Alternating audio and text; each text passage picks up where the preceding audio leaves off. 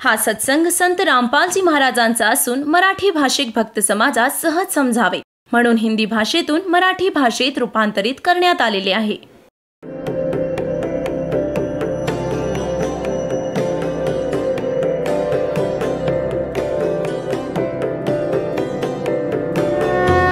और ज्ञान सब ज्ञान डी कबीर ज्ञान सो ज्ञान और जैसे घोड़ा तोब कायम करता चले मैदान. जगद्गुरु तत्वदर्शी संत रामपालजी महाराजांचे अमृत वचन सर्व पवित्र धर्मांच्या व पवित्र शास्त्रांच्या आधारावर. आता श्रीमद भगवत गीता अध्याय नंबर 17 श्लोक नंबर 23 मध्ये ओम तर ब्रह्मचा जप आहे क्षरपुरुषाचा आणि तत् हा सांकेतिक आहे अक्षर पुरुषाचा आणि जो सत शब्द आहे तो पण सांकेतिक आहे. याला सार नाम देखील म्हणतात, याला आदी नाम देखील म्हणतात. तो आहे परमक्षर ब्रह्मचा. तर या तीनही अक्षरांच्या मजदुरीने, या तीनही मंत्रांच्या साधनेने आपण भगवान प्राप्त करू शकतो, तो मोक्ष स्थळ प्राप्त करू शकतो, ते सुख प्राप्त करू शकतो, ज्याबद्दल वर्णन केले गेले आहे. आता जसा आपण हँडपंप लावून घेतो तर हँडपंपसाठी आपण हँडल मारतो. तर हा खटका आणि हँडपंप हे आपले उपास्य नाही आहेत, परंतु या कृतीशिवाय ती उपास्य वस्तू नाही मिळू शकत, वांछित वस्तू नाही मिळू शकत, पाणी नाही मिळू शकत. तर ही पूजा नाही करत होत आपण तर ते साधन मिळवलं आहे ज्यातून ते पाणी मिळेल.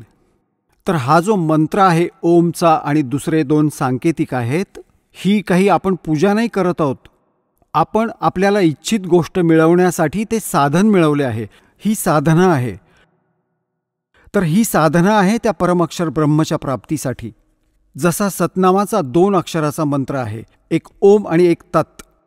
जसे आदरणीय नानक साहेबांची जन्मसाखी मध्ये आज समुद्राच्या साखीत हे प्रमाण आहे त्या 2 अक्षरी मंत्रांचं. दास आता बोलून नाही सांगणार. तर या दोन्ही मंत्रांचा जप केला जातो श्वास उच्छ्वासाने.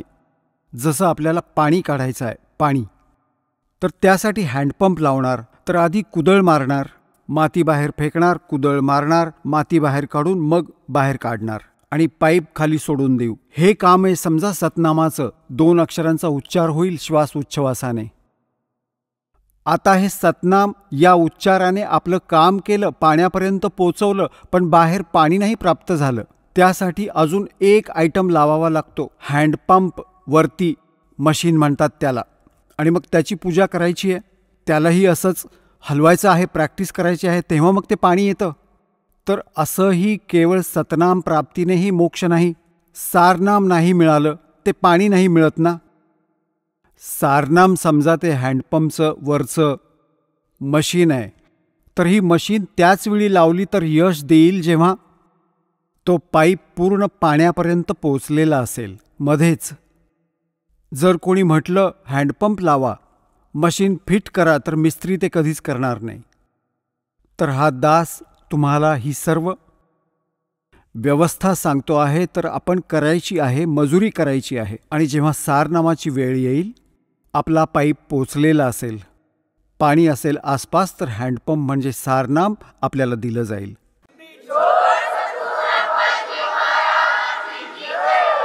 तर अशा प्रकारे आहे ओम त्या परमअक्षर ब्रह्मला प्राप्त करण्याचा ओम तत्सत या 3 मंत्रांचा जप.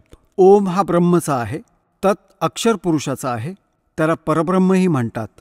आणि सत हा परमअक्षर ब्रह्मचा आहे, याला पारब्रह्मही म्हणतात. पारब्रह्म, एक परब्रह्म, एक पारब्रह्म. ब्रह्म तर हा क्षरपुरुष आहे, हा काळ भगवान, 21 ब्रह्मांडांचा स्वामी. अक्षर पुरुष याला परब्रह्म म्हणतात, ब्रह्मच्या पुढचा भगवान.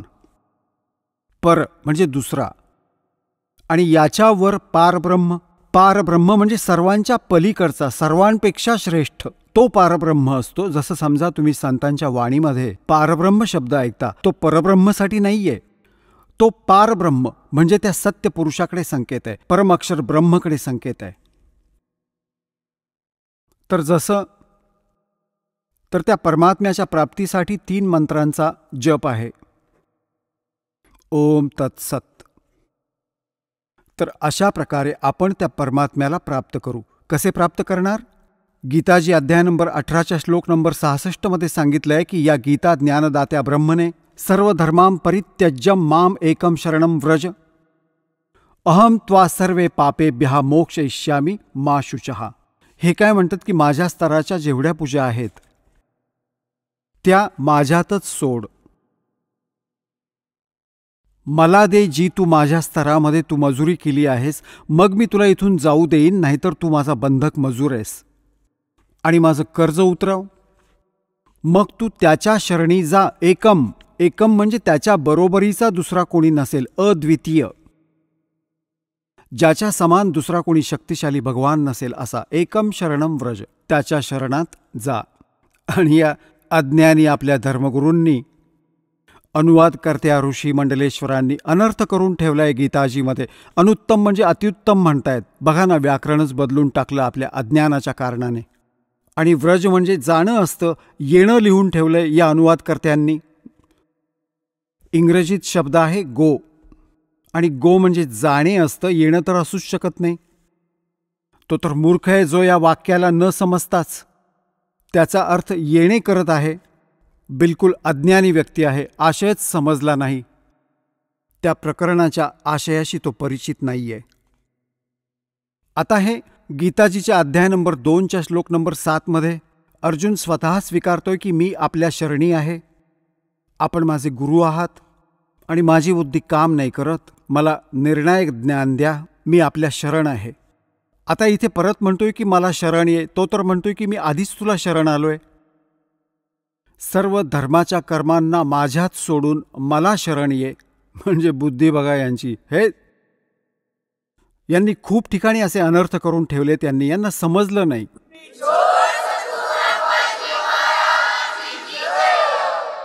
तर हा ओम नामाचा जप यांना देऊया काळाला, हा आपल्याला इथून जाऊ देईल, नो ड्यूज सर्टिफिकेट लिहून देईल.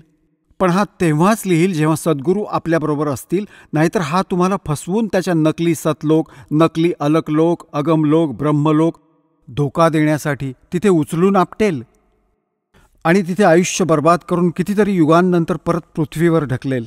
सगळं काम जसंच्या तसं राहिलं.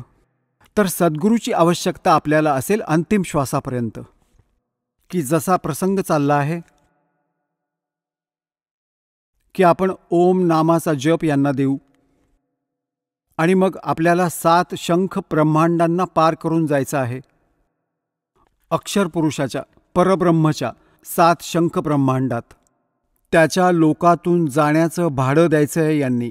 तत् मंत्र जो आपल्याला दिला जातो ते त्याचे भाडे द्यायचे आहे तिथून जाण्यासाठी आपल्याला. हा समजा टोल टॅक्स समजा त्याचा, त्या अक्षर पुरुषाचा, त्याच्या लोकातून पार जाण्यासाठी. आणि तिसरा जो मंत्र आहे तो सतलोकात स्थायी स्थान प्रदान करेल, जे आदी नाम आहे, सार नाम आहे. तर पुण्यात्म्यांनो, गीताजी अध्याय नंबर 8च्या श्लोक नंबर 8, 9, 10 मध्ये गीता ज्ञानदाता म्हणतो की त्या परमअक्षर ब्रह्मची साधना करशील तर त्याला प्राप्त करशील. त्याच्या साधनेचा मंत्र तर सांगितला हा ओम तत्सत, नथिंग एल्स इति निर्देशः. बस हाच निर्देश आहे. निर्देश म्हणजे फायनल डायरेक्शन, नथिंग एल्स. आणि गीताजीत ना हरे राम हरे कृष्ण, ना ओम नमः शिवाय, ओम भगवते वासुदेवाय नमः, हे अशा प्रकारचे कोणतेच मंत्र नाहीयेत. जे श्रीमद भगवत गीतेत वे ऑफ वर्शिप नाहीये, पूजेचा मार्ग नाहीये. त्याला जो करतो तो शास्त्रविधी सोडून मनमानी आचरण करतो आहे.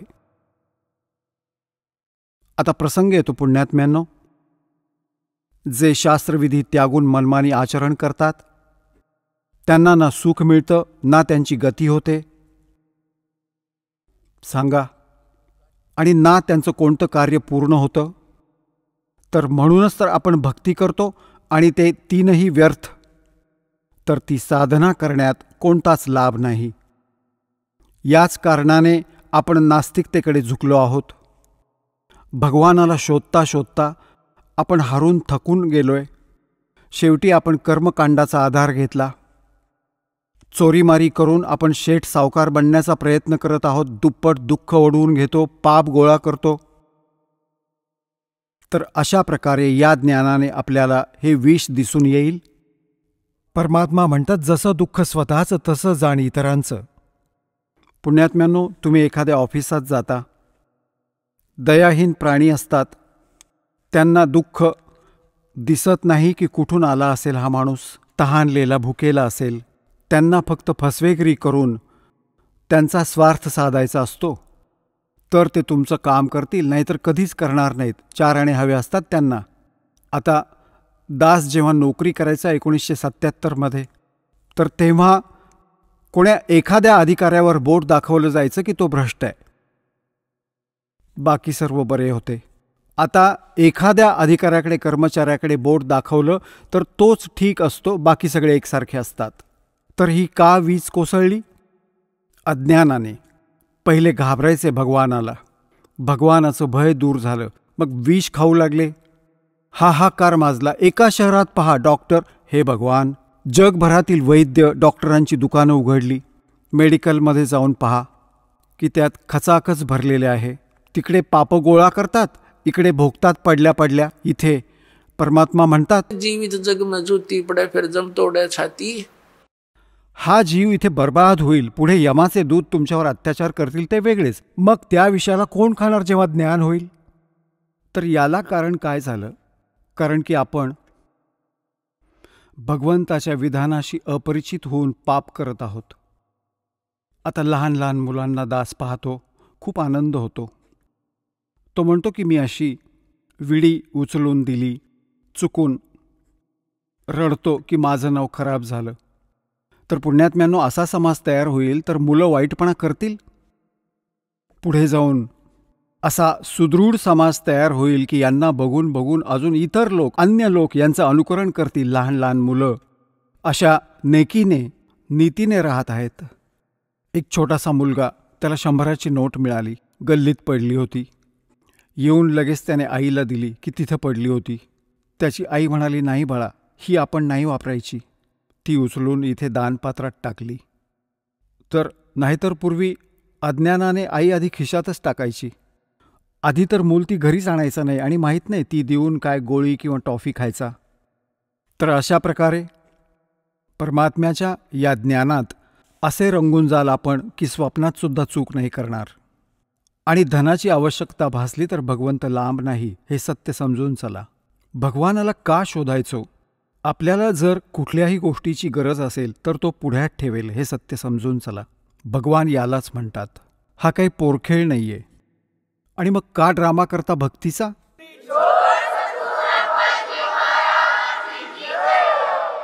ही ती समर्थ शक्ती आहे, एका वचनात सगळं काही करू शकते आपल्यासाठी. परंतु ती करण्यायोग्य आपल्याला बनावं लागेल. म्हणतात, सतगुरु के दरबार में कमी काहे की ना, और अनसा मौज नहीं पा रहा तेरी चूक चाकरी में. तर अशा खऱ्या दरबारात कोणत्याही गोष्टीची कमी नाहीये. जर आपल्यावर कृपा होत नसेल तर आपल्या कोणत्या सेवेत किंवा सेवा शुश्रूतेत काही त्रुटी आहेत त्या दुरुस्त करा, लगेच वीज येईल. करंट येण्यासाठी, वीज पॉवर येण्यासाठी आपल्याला त्या योग्य बनावं लागतं, गुड कंडक्टर. तर वीज येईल, सगळी कामं होतील, हाच तर त्याचा गुण आहे. तर त्या विजेला येण्यायोग्य बनवा आणि याच मार्गाने तयार व्हाल तुम्ही. या ज्ञानाने, या भक्तीने समर्पित व्हाल.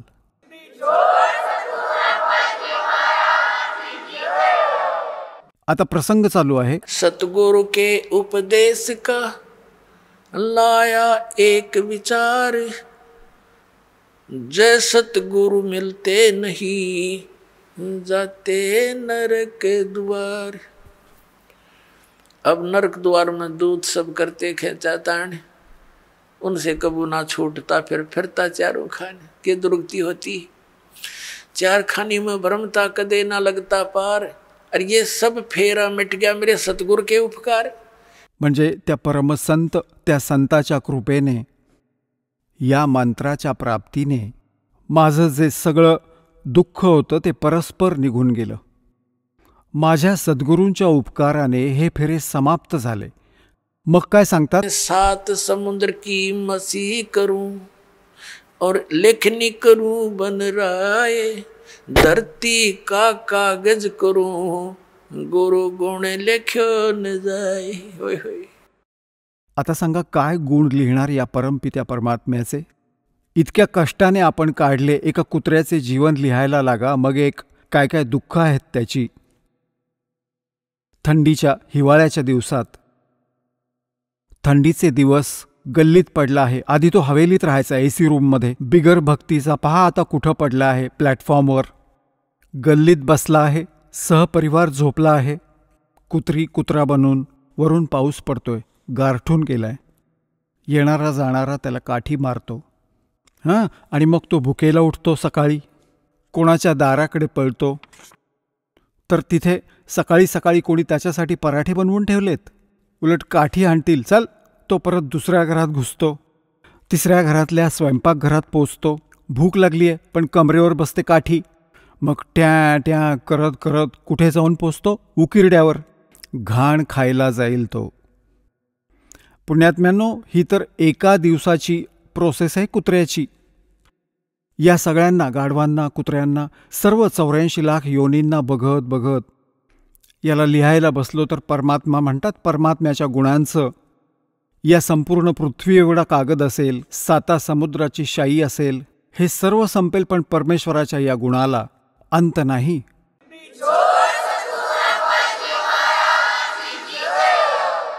आता पुण्यात्म्यांनो, परमात्मा म्हणतात, गुरु गोविंद कर जानियो, रहियो शब्द समाए, मिले जब दंडवत बंदगी, नहीं तो पल पल ध्यान लगावे. गुरुजींना गोविंद म्हणजे परमात्म्या समान मानून स्वतःचा हा भक्तिरूपी खेळ सफल करा. पुण्यात्म्यांनो, परमात्मा जेव्हा आले होते ते स्वतःच भगवान होते आणि आपण त्यांना न ओळखता त्यांना एक सामान्य माणूस मानत राहिलो. आशीर्वाद देत होते, लाभही व्हायचा, परंतु ते त्यांना विणकरच दिसायचे, भगवान दिसलेच नाहीत. त्यामुळे आपण सगळे इथेच राहिलो, 64च्या 64 लाख. आता परमात्म्याने सांगितलं आहे की गुरुला गोविंद समजून, भगवान समजून डील करा, ट्रीट करा त्याला. जसं हा दास तर भगवान नाहीये, परंतु तो परमात्मा अशीच दासासारखी भूमिका करून निघून गेला. ते भगवान होते आणि काळ आपली खेळी खेळला अशी. तर म्हणून परमात्म्याने सांगितलं आहे की गुरुजींना तुम्ही परमात्मा मानून तुमचा हा भक्तिमार्ग सफल करावा लागेल, नाहीतर कधीच नाही होणार आहे तुमचं. जसं गणितामध्ये एक कर्जाचा प्रश्न असतो, त्यात मूळ रक्कम शोधायची असते. त्यासाठी मानावं लागतं, समजा मूळ रक्कम 100 रुपये. ती 100 रुपये मूळ रक्कम नसते. मूळ रक्कम तर अरबो खरबोंमध्ये असते, करोडोंमध्ये असते. ती मूळ रक्कम अरबो खरबांची शोधण्यासाठी आपल्याला मूळ रक्कम 100 रुपये मानावीच लागते. हा नाईलाज समजा, त्यासाठी आवश्यक समजा. याशिवाय आपल्याला सापडू नाही शकत जी मूळ रक्कम आपण शोधत आहोत. आणि ती नाही मिळाली तर आपण फेल होतो, गुण 0 आपल्याला. तर गुरुजींना आपण असं समजा की भगवानच बसले आहेत. जसं आपण परमात्म्याच्या जवळ जाऊ तर आपण कसे डील कराल त्यांच्याशी, जसे या दासाशी कराल. हा आपला स्वभाव बनेल, हाच भाव बनेल. तर हा भाव आणि स्वभाव आपल्याला इथंच बदलून जावं लागेल त्याच्या दरबारी. आणि तिथे जाऊन परत मनात दोष व चलबिचल असेल तर परत उचलून फेकून दिलं जाईल. तिथे तर चाळणीत चाललं जाईल. पुण्यात्म्यांनो, कुणाच्या साक्षीची गरज नाही.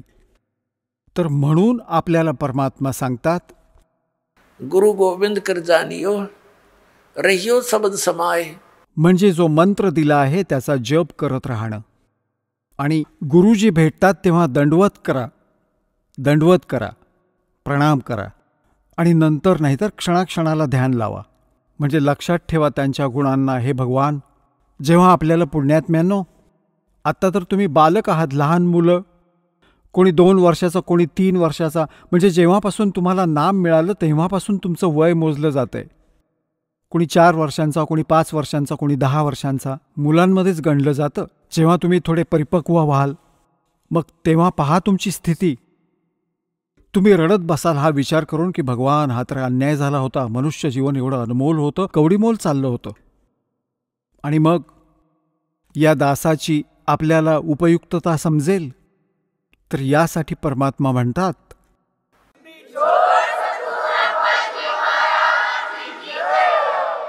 मग त्याचा विसर पडूच शकत नाही. इतकी उपयोगी गोष्ट. एक क्षणही आपण लांब नाही होऊ शकत. यामध्ये एवढं रमून जाल अशी ओढ तयार होईल. आणि हा लगाव, ही ओढच तुम्हाला सतलोकात घेऊन जाईल. जसे आपण या काल भगवानावर आसक्त झालो आणि एवढे आसक्त झालो याच्यावर की हलता हललो नाही आणि एवढं सुख सोडून या घाणीत आलो. केवळ याची ओढ, याच्यावर आसक्त झालो. आता याचं खरं रूप तुम्हाला कळेल. हा तर एक नंबरचा विलन आहे. सगळे धोका करून काम करवून घेत आहेत. बळाने तुमच्याकडून काम करवून घेतोय तो. आणि आता खातोय आपल्याला.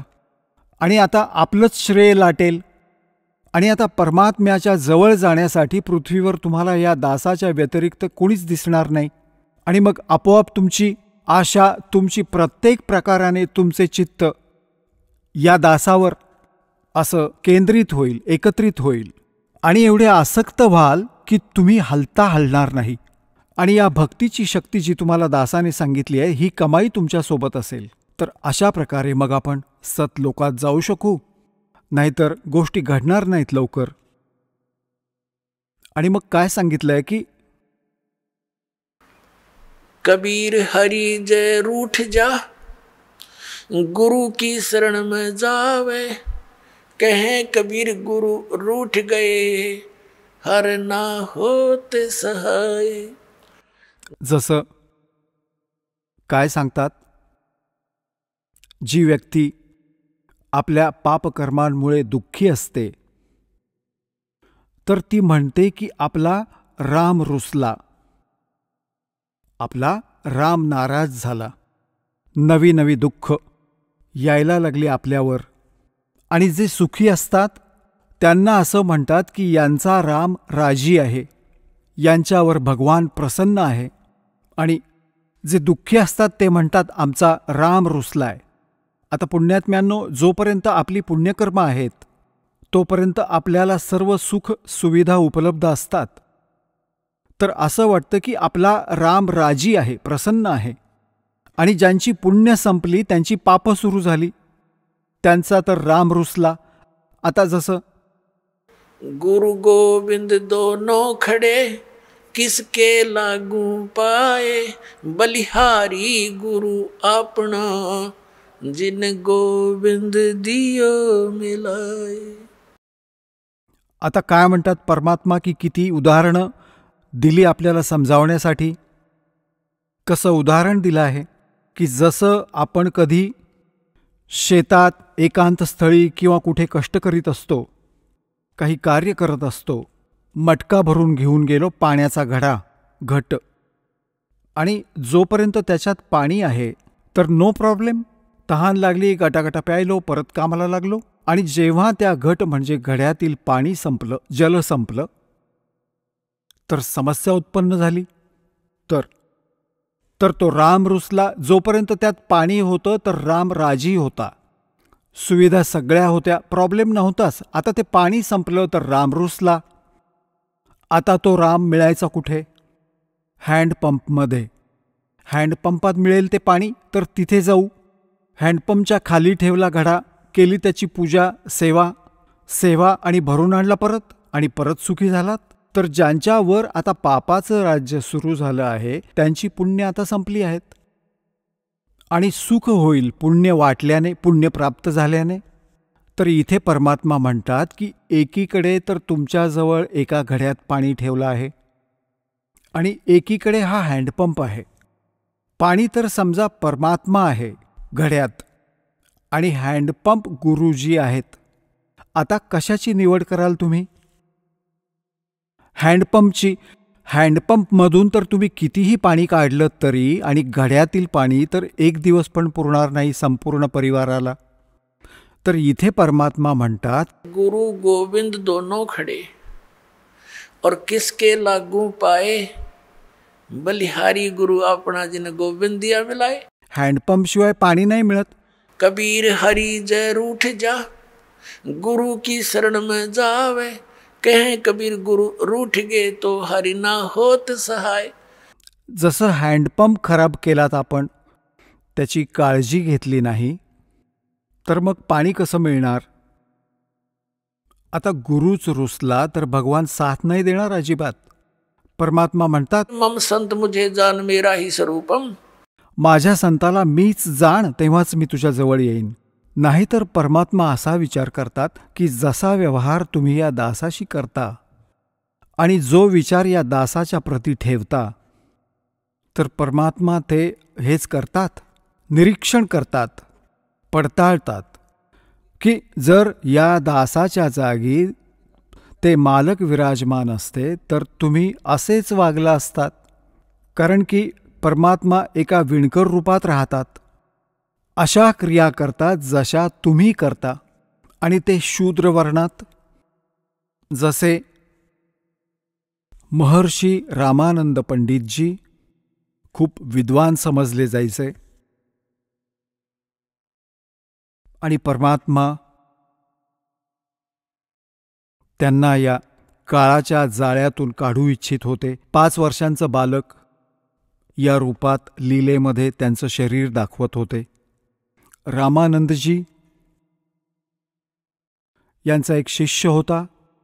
त्या शिष्याला परमात्म्याने एक प्रश्न केला होता की तू विष्णूजींना सर्वेश्वर म्हणतोस, यांचा तर जन्ममृत्यू होतो, पुराणात असं लिहिलंय.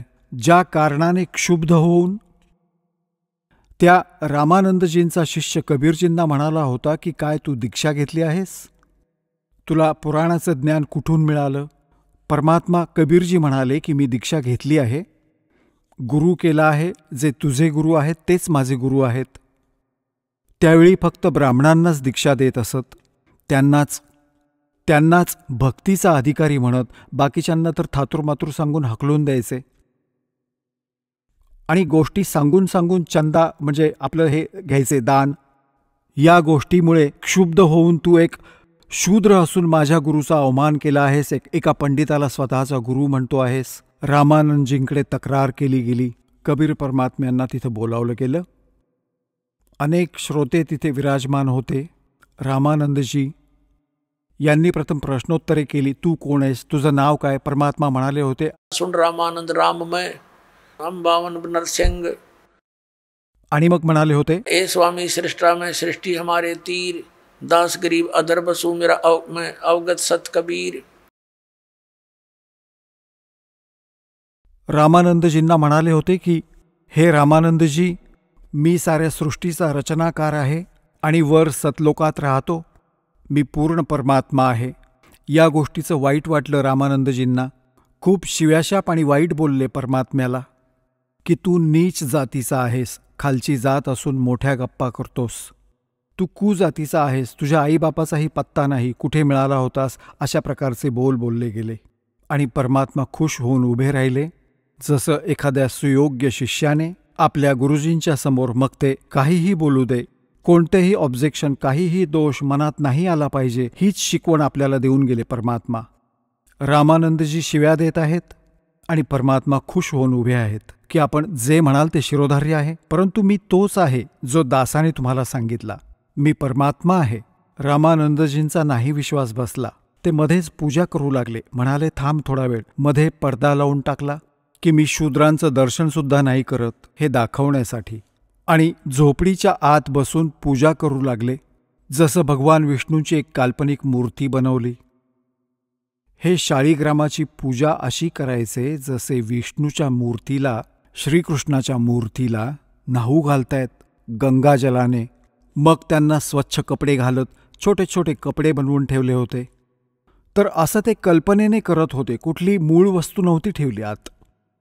ते काय करतात की सर्व कपडे उतरवून भगवानाचे सगळं न्हाऊ घालून धोतर नेसवतात, अंगरखा घालतात, टिळा लावतात, मुकुट घालतात आणि बरोबरच कंठ्याची माळही, एक कंठीही घालतात, जी वैष्णव साधूंची ओळख असते.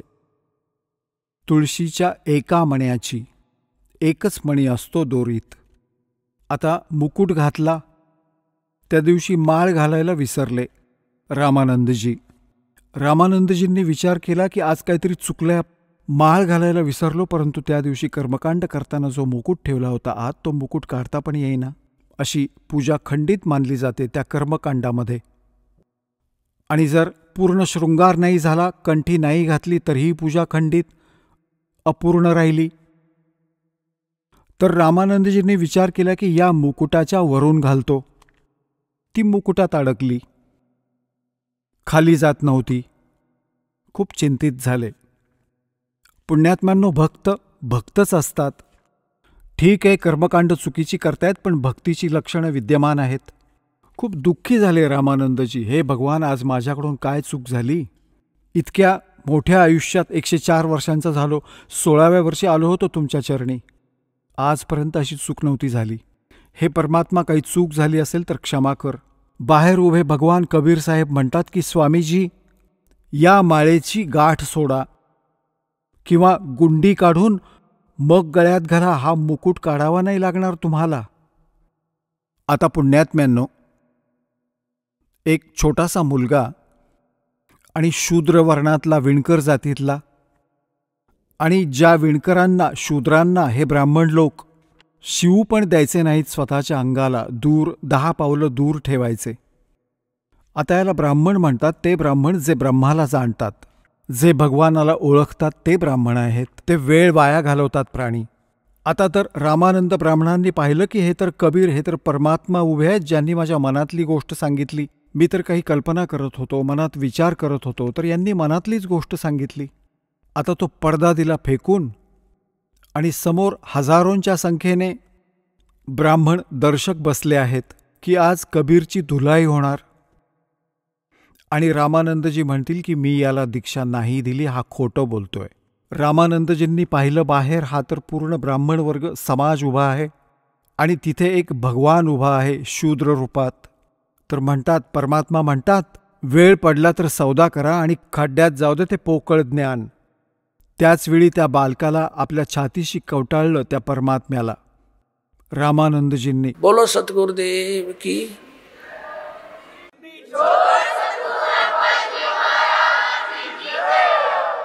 आणि जेव्हा असं आपल्याजवळ परमात्म्याला छातीशी कवटाळलं, तर एवढं मुलायम शरीर होतं परमात्म्याचं, जसं पिंजलेला कापूस असतो. कारण त्यांचं शरीर शुक्रम अकायम असानावीर्यम आहे. परमात्म्याचं शरीर आपल्यासारखं 5 तत्वांनी बनलेलं नाहीये. जसं यजुर्वेद अध्याय नंबर 40च्या मंत्र 8 मध्ये लिहिलं आहे, कबीर मनीसी शुक्रम अकायम असनावीर्यम स्वयंभू. तो स्वतः प्रकट होणारा, होत असणारा परमात्मा आहे. स्वयंभू आहे तो, त्याचा कोणी करता नाही. तो स्वतःच तयार झालेला आहे, स्वतः. समजा स्वयंभूचा अर्थ एसनाविरम, हा हाडामांसाचा पुतळा नाही. तेव्हा रामानंदजी म्हणाले होते, मन की पूजा तुम लखी, ये मुकुट माल परवेश, गरीब दास गती कौन लखे, तेरा कौन वर्ण के भेख. होय होय. आता रामानंदजी म्हणतायत, भगवान, आपण तर परमात्मा आहात आणि तुम्हाला कसं ओळखू शकतो आमच्यासारखा जीवस्तराचा माणूस? आपण तर अशा वेशभूषेत 5 वर्षाच्या बालकाच्या वयात आणि कोणत्या वर्णात म्हणजे विणकर जातीत उभे आहात. आपल्याला भगवान कसं मानायचं आम्ही? हा जीव कसा समजणार परमात्मा? माझा तर तुम्ही भ्रम निवारण केलात.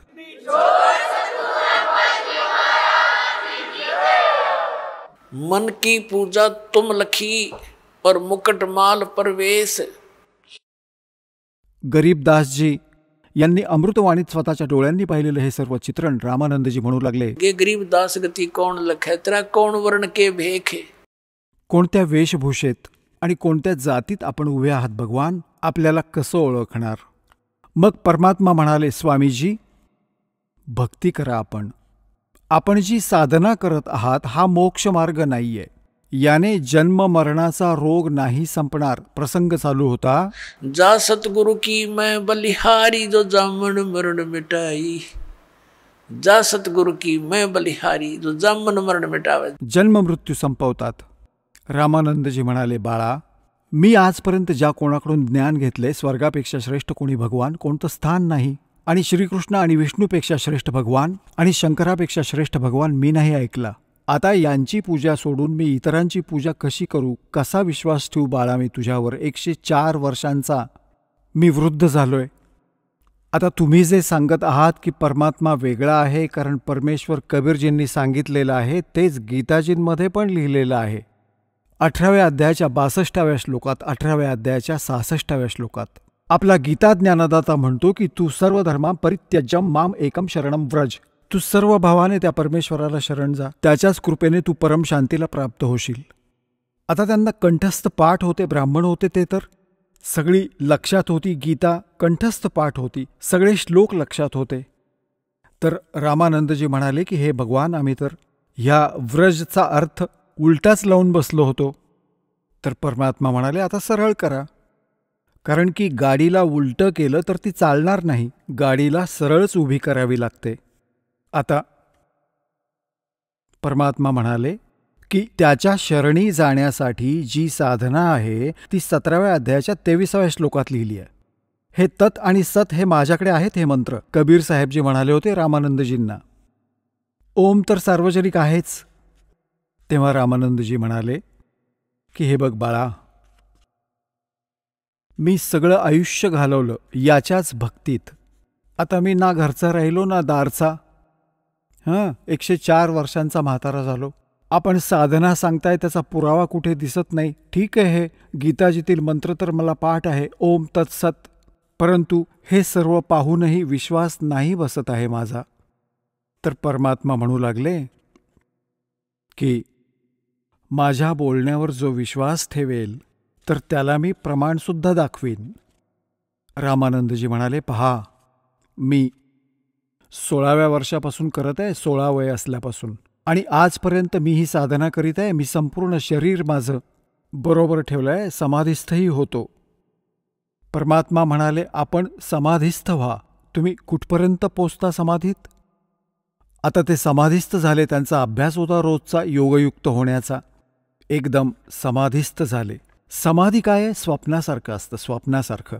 एक अशी स्थिती येते की आपण विसरून जातो आपण कुठे बसलोत आणि वरचे जे साजबाज दिसायला लागतात. तर परमात्मा त्यांच्या बरोबर जात आहेत. रामानंदजी पोचले. पुढे त्रिकुटीवर पोचतो हा आत्मा. ओम नामाचा साधक त्रिकुटीवर जातो. तसेच इतर साधना करणारे देखील जे धर्मी पुरुष असतात ते अगदी सरळ त्रिकुटीवरच पोचतात. तिथून मग 3 रस्ते फुटतात. तर परमात्मा म्हणाले की इथे पुढे कुठे जाल स्वामीजी? समाधी अवस्थेत बोलणं चालू आहे, जसं स्वप्नात असतं. आता रामानंदजी म्हणतात पुढचं मला ठाऊक नाही, मी तर इथपर्यंतच पोचू शकतो. तेव्हा परमात्मा म्हणाले की हा जो डाव्या बाजूचा रस्ता आहे ना, हा जातो आधी धर्मराजाच्या दरबारात. हा पूर्ण असं समजा हे सचिवालय पूर्ण. जेव्हा तुमचा मृत्यू होईल तेव्हाच जाऊ शकता, त्याच्या आधी नाही जाऊ शकत. तर तिथे तुमचं अकाउंट असेल. आपण ज्या देवाची पूजा केली असेल त्याच्याच लोकात तुम्हाला पाठवलं जाईल. तर असं सर्वांचं अकाउंट इथे असून मग अन्य स्थानांवर पाठवलं जातं. उजव्या बाजूला इथे 88,000 खेडी आहेत आणि इथे इतर प्रकारची माणसं पाठवली जातात. आणि समोर जो आहे तो ब्रह्मरंध्र आहे. समोरचा जो आहे हा तुझ्या कोणत्याच मंत्राने नाही उघडणार. हा ब्रह्मलोकात जातो. तुमच्याकडे जो मंत्र आहे तुम्ही जप करता, ओम नमः शिवाय किंवा ओम भगवते वासुदेवाय किंवा हरे राम हरे कृष्ण राधे श्याम, यांचा जप करून पहा तुम्ही. रामानंदजींनी सगळं करून पाहिलं परंतु ते गेट नाही उघडलं. तर परमात्मा म्हणाले मी उघडू माझ्या सतनामाने? परमात्मा म्हणाले बघ मी स्मरण करतो सतनामाचं. ते तर मालक होते. स्मरण केलं, एकदम समोरचं गेट असं पटकन उघडलं. म्हणाले चला माझ्याबरोबर. ते आता आत जाताच ऑटोमॅटिक गेट परत बंद झालं.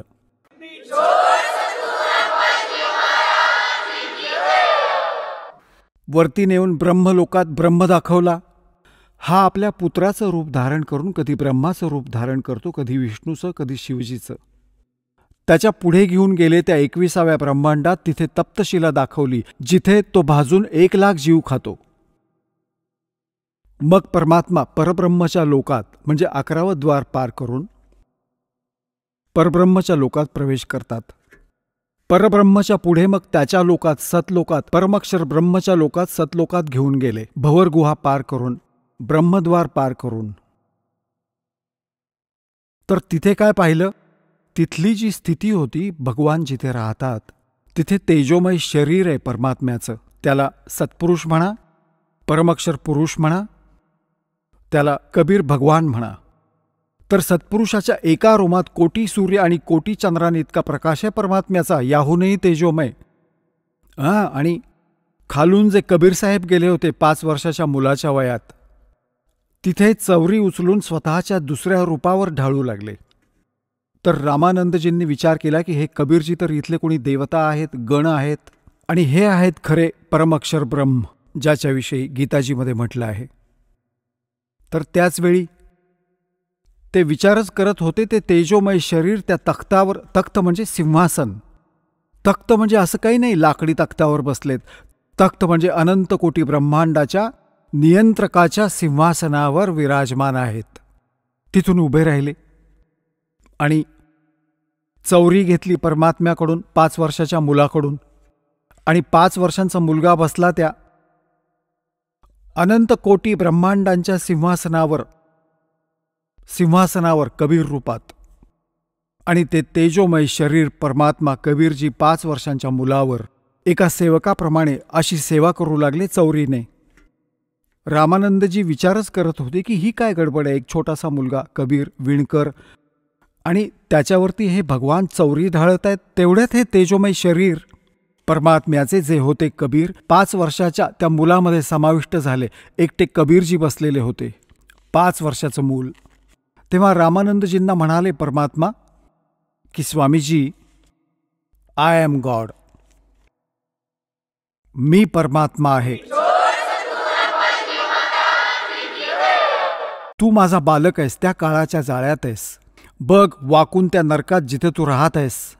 रामानंदजींनी खाली पाहिलं तर खाली तर असं दिसत होतं, अरे जसे किडे मकोडे चालतात नरकात, सगळे, अगदी सगळे, राष्ट्रपती, प्रधानमंत्री, सगळे त्या सतलोकाच्या तुलनेत असं घाण दिसतं ते. परमात्मा म्हणतात 100 योजने जाते या पृथ्वीवरील दर्प, 100 योजने, 1 योजन म्हणजे 12 किलोमीटर, म्हणतात 1200 किलोमीटरपर्यंत याची दुर्गंधी जाते या पृथ्वीवरची, जिथे तुम्ही सगळा थाट मांडलाय, आणि स्वर्ग सगळे एकत्र केले तरी सगळे इतके खराब आहे इथले. तेव्हा रामानंदजींना सांगितले की जा तुम्ही परत, इथे यावं लागेल. झालं, विश्वास बसला तुमचा? तर म्हणाले भगवान माझे डोळे उघडले. जेव्हा परत आले शरीरात, समोर परत बसलेत परमात्मा त्या 5 वर्षाच्या मुलाच्या रूपात, जिथे बोलणं चालू होतं त्यांचं. चरण पकडले त्या 104 वर्षाच्या वृद्ध ब्राह्मणाने, तो होता ब्राह्मण, आणि 5 वर्षाच्या विणकराचे पाय पकडले त्या बालकाचे. 2 ठोड़ है एक तू भया एक से 2, और गरीबदास हमकार ने तुम आए हो मुग्धो. तुम साहेब तुम संत हो, तुम सतगुरु तुम हंस, और गरीबदास तेरे रूप में और न दूजा अंश. तर अशा प्रकारे तुमचा जन्म मृत्यू संपेल आणि परमात्मा प्राप्ती होईल. बोलो सतगुरुदेव.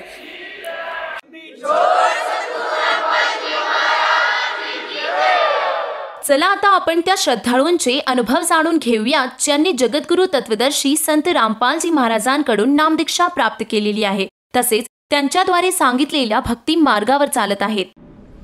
नमस्कार सतसाहेब, आपलं नाव? गणेश तुकाराम शेळके. आपण कुठून आलात?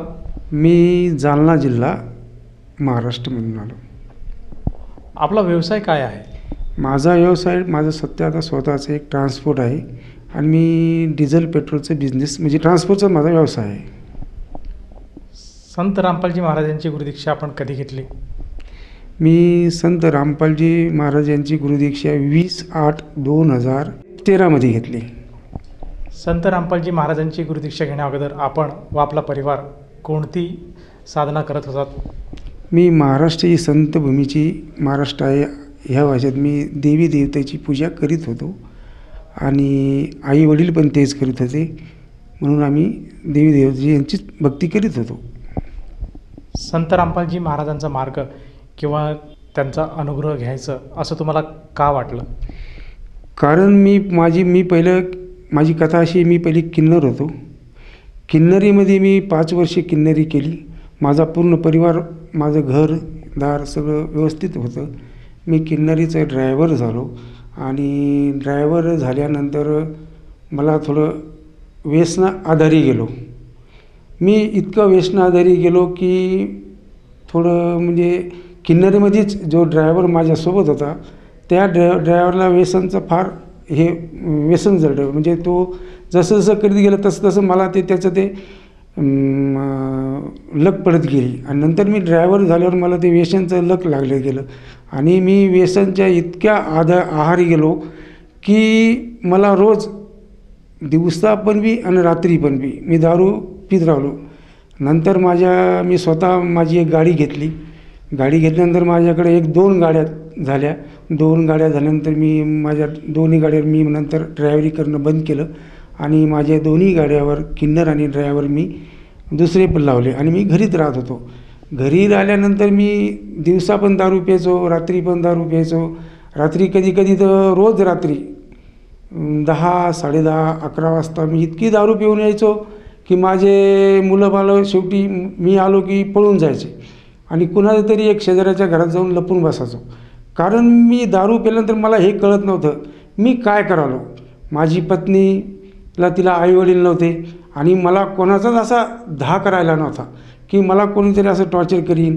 आईवडील बी होते पण आईवडील म्हातारे होते. म्हणजे आईवडील रोज सांगते भाऊ तू असं दारू पिऊ नको, हे करू नको, तुझी मुलं पहा, तू घरी आला की मुलं पळून जाते.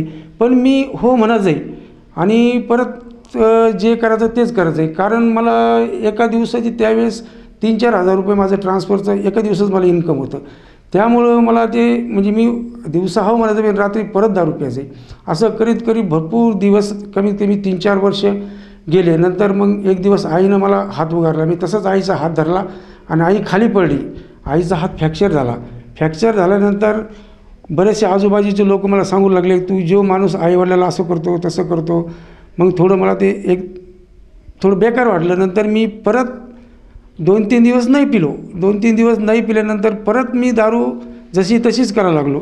असं करता करता करता माझी एक गाडी विकली. एक गाडी विकल्यानंतर एकच गाडी राहू लागली. म्हणजे मला सर्वच नाद लागला. पत्ते खेळणं, दारू पिणं, दारू पिणं, रात्री बेरात्री घरी येणं, मटण वगैरे असे जे नॉनव्हेज हे ते सर्व मला लक लागली. मग असं करता करता माझ्या दोन्ही बी गाड्या विकल्या गेल्या आणि मी परत फार बिकट परिस्थितीवर राहिलो. नंतर आता बायको इतकी परेशान झाली की तिला काय करावं काय नाही काही सुधरत नव्हतं. माझं असं झालं की मी 2 गाड्या विकल्यानंतर माझं घर पण मी विकून टाकलं. दारूच्या नशेमध्ये एका माणसाला मी लिहून दिलं आणि ते बी मी मुंबईचा माणूस होता त्या मुंबईच्या माणसाला माझं घर लिहून दिलं आणि माझं घर विकल्यानंतर मी नशेतच घर विकलं. नंतर मी तर घरी काय बायको वगैरेला कोणालाच सांगितलं नव्हतं की मी घर विकलं म्हणून. नशेत त्याला सगळं लिहून दिलं. दुसऱ्या दिवशी म्हणजे दिवसा जाऊन रजिस्ट्रीवर सह्या केल्या आणि तो पूर्ण पैसा मी म्हणजे आज 4 लाखाचं घर मी 1 लाखातच विकून टाकलं आणि ते 1 लाख रुपये पूर्णपणे संपेपर्यंत मी घरी काही सांगितलं नाही. नंतर तो माणूस आला म्हणजे माझं घर खाली करून द्या. त्यावेळेस बायकोला त्यांना कळलं की बाबा हा माणसाने दारूच्या नशेमध्ये घर पण विकलं. अक्षरशः बायको पोरं इतके रडू लागले. तेव्हा मुलं छोटे छोटे होते 8-8, 9-9 वर्षाचे. पण मी इतकं बेकार त्या माणसाने आम्हाला घराच्या बाहेर काढून दिलं. त्याच वेळेस बायकोनी तिच्या मैत्रिणीचा एक टेम्पो होता. त्या टेम्पोत आमचा पसारा भरला आणि जालन्याला आला. जालन्याला आल्यानंतर इथं आल्यानंतर आम्हाला आमच्या मेवण्यानी एका ठिकाणी रूम करून दिली. त्या रूममध्ये मग आम्ही राहत गेलो. पण परिस्थिती अशी बिकट झाली की मला दारूचं व्यसन लागल्यामुळं मी पहिले तर इंग्लिश दारू पित होतो पण नंतर मी देशी दारू प्यायला लागलो जालन्याला आल्यावर. तरी पण माझा दारूचा हे गेलंच नाही. मग मुलं शाळेत शिकायला होते. शिकत असताना मुलं सांगायचे की बाबा पप्पा तुम्ही दारू पिऊ नका, असं नका, इतकं दिवस झालं ते जाऊ द्या. पण आपली पहिली कंडिशन काय होती, आज आपली काय परिस्थिती झाली. मुलं मला सांगायला लागल्यावर मला जोपर्यंत मी व्यसन करीत नव्हतो तोपर्यंत माझ्या डोळ्यातून अश्रू येत नाही का आज माझी परिस्थिती काय. माझे मुलं मला जर सुधरून सांगता असतात तर माझा या जगात राहून काहीच फायदा नाही. पण नंतर मी थोडी दारू घेतली की परत मला जसं तसं व्हायचं. असं करता करता मग माझा भासा हा संत रामपाल महाराजींच्या शरणमध्ये गेला होता आणि त्याचा आमचा संपर्क नव्हता. पण माझा मोठा मुलगा त्याच्या संपर्कामध्ये आला. त्यांनी माझ्या मुलाला आमच्या भाषेने ज्ञानगंगा हे पुस्तक दिलं. त्यांनी ज्ञानगंगा वाचून तो सतलोक आश्रम बरवाला इथे जाऊन आला. जाऊन आल्यानंतर त्यांनी मला सांगितलं की पप्पा तिथं असं आश्रम आहे, तिथं दारू सुट्टी, मोक्षाचा मार्ग आहे, सगळं काही इतकं व्यवस्थित आहे, तुम्ही कसं करून पण एकदा चला. मी म्हणलं बाबा असे ठीक आहे म्हणलं. त्याचं मन समजूत करायला मी ठीक आहे म्हणलो. पण नंतर मी ड्रायव्हरी करायला लागलो. मग मी दुसऱ्याच्या गाडीवर ड्रायव्हर म्हणून जाऊ लागलो. मग असं करता करता माझी मोठी मुलगी ती पण माझ्या मोठ्या मुलांनी मोठ्या मुलीला सांगितलं की तू चल एकदा बघ. मग ती माझी मोठी मुलगी जाऊन आल्यानंतर मोठी मुलगीनं सांगितलं पप्पा खरंच तिथं एकदम चांगलं आहे. तरी मी तिला सहज म्हणलं बरं ठीक आहे बेटा आपण जाऊ. माझी परिस्थिती एकदम बिकट झाली होती. तसं मी पहिला जसं पीत होतो तसं पीत नव्हतं, पण मला ती आदत लागल्यामुळं ज्या ठिकाणी मी 2 क्वार्टर पीत होतो त्या ठिकाणी मी अर्धी क्वार्टर पीत होतो. म्हणजे मला कळत होतं की आपण आता लेकराला बोलायला लागलो, मुलाला बोलायला लागलो, तर बायकोला बोलायला लागलो, असं सर्व मला कळत होतं. मग माझ्या मुलीने अक्षरशः ज्यावेळेस माझी चांगली परिस्थिती त्यावेळेस मी तिच्या कानामध्ये एक असं रिंगसारखं करून दिलं होतं. माझ्या मुलीला मी म्हणलं बाई आता माझ्याकडे पैसे नाही काय नाही, आता हिसारला जायचं म्हणजे हिसार कुठे आहे, कारण मी फिरलो पण मुंबईच्या आतमध्येच फिरलो. हिसार हे दुसरं राष्ट्रामध्ये आहे म्हणजे परराष्ट्रामध्ये आहे, तर तिथं जायला माझ्याकडे पैसे नव्हते. मग माझ्या मुलीने ते कानातलं ते रिंग मोडलं आणि त्याचे 5-6 हजार रुपये आले. ते 5-6 हजार घेऊन आल्यानंतर अक्षरशः मला म्हणे पप्पा मी पैसे आणले. मी बेटा तू कुठून आणले? म्हणे माझ्या कानातले रिंग मी मोडले म्हणे. अक्षरशः माझ्या डोळ्यातून त्या टायमाला अक्षरशः पाणी आलं. मी म्हणलं नाही इतकं जर मुलगी करती म्हणल्यावर आता आपल्याला जायलाच पाहिजे. मग आम्ही पूर्ण फॅमिलीने तिकीट काढले. आम्ही मग तिथं गेलो. तिथं जाईपर्यंत मी सिगरेट दारू पितच होतो. मी रस्त्याने मनमाडला गेल्यानंतर एक चुकांना मारून यांना दारू पिऊनच चालतो, कारण मला लकच अशी लागली होती की मी त्याच्या बिगर राहू शकत नव्हतो. आणि सिगरेटचं पाकिट तर माझ्या खिशात राहत. दिवसातून मी 4-4, 5-5 सिगरेटचे पाकिट पित होतो. तिथं बरवाला गेल्यावर आश्रमच्या बाहेर तिथे पण मला बाथरूमला जाऊन यायचं, लघवीला जाऊन यायचं म्हणून बाहेर गेलो आणि 2 सिगरेट पिऊन आलो. मग तिथं आल्यानंतर माझे जे सिगरेट होते मला दुसरे जे माझ्यासोबतचे ते त्यांना भगतजी म्हणतात, ते भगतजी म्हणे बा तुमच्याजवळ काही व्यसन असन बिडी सिगरेट आता काढून ठेवा, आतमध्ये न्यायला जमत नाही. मग मी ते बिडी सिगरेटचे पाकिट होते ते तिथं डब्यात बाहेर टाकले आणि आतमध्ये त्या आश्रममध्ये प्रवेश केला. तर मला तिथं जायला कमीत कमी 7-7:30 वाजले होते. मग तिथं गेल्यावर मी आश्रममध्ये गेल्यानंतर आमच्यासोबत जे भगतजी आले ते म्हणजे चला आपण पहिल्यांदा आंघोळ करू. 2 दिवस झाले आपला प्रवासमध्ये आलो. मग मी आंघोळ करायला गेलो तर तिथं कमीत कमी एका साईडला 200 बाथरूम होते आणि दुसऱ्या साईडला 200 बाथरूम होते. मग मी बाथरूममध्ये गेलो. बाथरूममध्ये अशी सुविधा होती, मी म्हटलं बाबा इतकी सुविधा तर मी कुठंच नाही. मी तिरुपतीला गेलतो आणि भरपूर ठिकाणी गेलतो इकडं महाराष्ट्रामध्ये. म्हणजे अगोदर जेव्हा लहानपण होता एक 12-13 वर्षात असताना मी भरपूर ठिकाणी इथं दर्शनाला गेलो, पण अशी सुविधा कुठंच नाही पाहिली.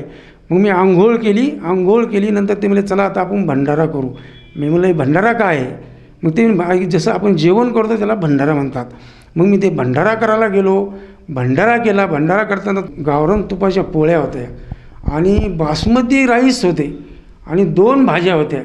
मी ते जेवण केलं इतकं तृप्त झालो. मला वाटलं हे असं कोणतंच बाबा येतो आहे आणि मला वाटलं त्याच्यानंतर नंतर पैसे वगैरे काही द्यावं लागेल. नंतर ते भगतजी म्हणले नाही इथं 1 रुपया बी द्यायचा नाही, हे सगळं फ्रीमध्ये. म्हणजे आम्ही 1 दिवस अगोदर गेलो. मग त्याची काही सत्संग वगैरे नव्हता. नंतर मग आम्ही झोपायला गेल्यानंतर आम्हाला गादी दिली, वरून रजई दिली आणि उशी दिली. मी म्हणलं बापरे हे असं कसं बाबा इथं गादी रजई म्हणे यालाच म्हणते सतलोक काय? मी मला तर आम्हाला तर कसं फिरलं पण सतलोक आम्हाला त्यालाच म्हणते सतलोक म्हणजे इथली तुम्ही सुविधा पहा. मग मी सकाळी उठलो, परत स्नान वगैरे केलं. नंतर मग नामदीक्षा घ्यायला गेलो. ते म्हणले तुम्ही मग मला ते कसं रात्री बघितलं मला इतकं आवडलं की मग म्हणलं आता नामदीक्षात आपल्याला घ्यावंच लागेल, कारण इतकं जर सुविधा म्हणल्यावर काहीतरी इथं चांगलंच असणार. आणि मी मग नामदीक्षा घेतली आणि सत्संग त्यांचा ऐकला. जसं तुम्ही सांगत आहात की संत रामपालजी महाराजांची नामदीक्षा आपण घेतली, जी की बरवालाला जाऊन घेतली, तर जेव्हा तुम्ही संत रामपालजी महाराजांची नामदीक्षा घेतली, त्या नामदीक्षा घेतल्यानंतर आपल्याला आपल्या परिवाराला काय काय लाभ प्राप्त झालेत? सर जी लाभ तर असे प्राप्त झाले की मी तिथून आल्यानंतर मी किरायाच्या घरात राहत होतो आणि मी संत रामपालजी महाराज यांची जशी भक्ती करायला लागलो तसं मला माझ्याकडं जे माझं सर्व काही गेलं होतं. परत मी ड्रायव्हरी केली. ड्रायव्हरी करून संत रामपालजी महाराजांच्या कृपेने माझ्याकडं पैसे बॅलन्स पडायला लागलेत. मग बॅलन्स पैसे पडता परत मी एक टँकर घेतलं आणि टँकर घेतल्यानंतर परत मी भक्ती करून टँकर चालू लागलो. चलता चलता मग मला 1 टँकर झालं, 1 टँकर झाल्यानंतर 2 टँकर झालेत, 2 टँकर झाल्यानंतर मग नंतर मी 4 महिन्यात संत रामपालजी महाराजांच्या कृपेने माझा प्लॉट झाला. प्लॉट झाल्यानंतर मी तिथं 2 मजली घर बांधले. घर बांधल्यानंतर परत त्या संत रामपालजी महाराज यांच्या कृपेने आणखीन 2-3 वर्षात माझे 2 फ्लॅट झालेत. आणि हायवे अंबड ते जालना रोडवर एक कॉम्प्लेक्स आहे. म्हणजे आज संत रामपालजी महाराज यांच्या कृपेने मला कमीत कमी 1 लाख रुपये रेंट येतं. इतकी संत रामपालजी महाराजांनी माझ्यावर कृपा केली. मी म्हणजे तिथे तर 4-5 दिवस आम्ही सत्संग ऐकला. त्यावेळेस तर आम्ही काही नशा वगैरे केला नाही. नंतर तिथून निघाल्यानंतर सत्संग संपल्यानंतर आम्ही जेव्हा गावी परत निघालो त्यावेळेस दिल्ली स्टेशनला जेव्हा आम्ही आलो तेव्हा एक पॅसेंजर सिगरेट पित होता आणि ते सिगरेट प्यायला लागलं. मला त्याचं धुपण पण सहन होईना. इतकं संत रामपालजी महाराजांनी ते आम्हाला नामदीक्षामध्ये जे मंत्र दिले त्या मंत्रामध्ये एवढी ताकद होती की मला तो दिवस आहे आणि आजचा दिवस आहे की मला त्या दारूचं तर काय, पण दारू पिणारा माणूस जर जळून गेला तरी मला त्याची इतकी घीण बसते आणि इतकं हे म्हणजे वाटतं की हा माणूस काय विचित्र माणूस आहे. त्या दिवसापासून आणि आजपासून मी सिगरेट नाही, दारू नाही, बिलकुल कोणतीही नशा केलेली नाही.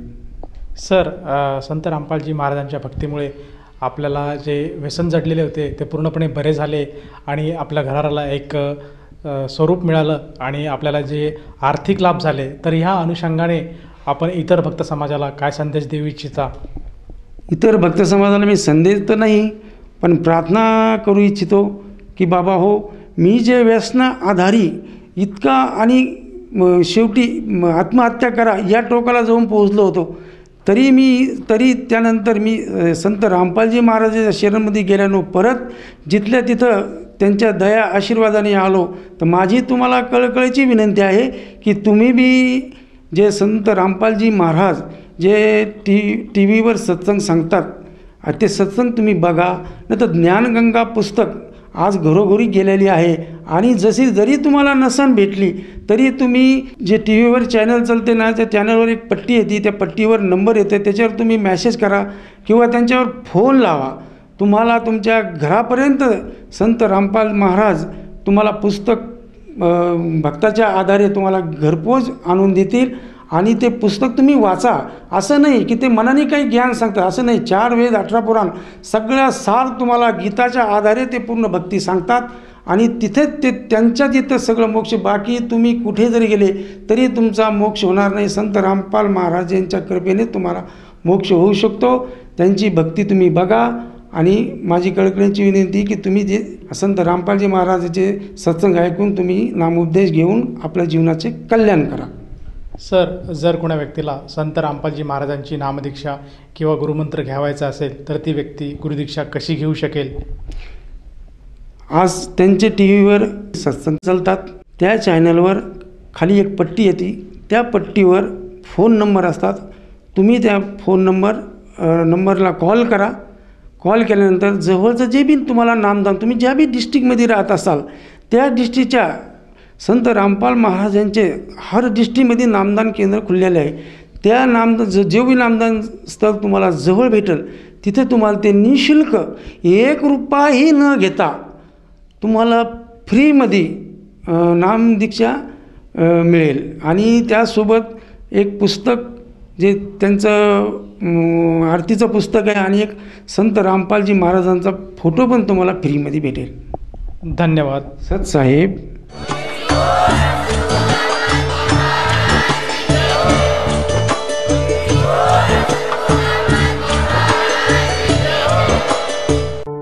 आपण ऐकत होता जगद्गुरु तत्वदर्शी संत रामपालजी महाराजांचे मंगल प्रवचन.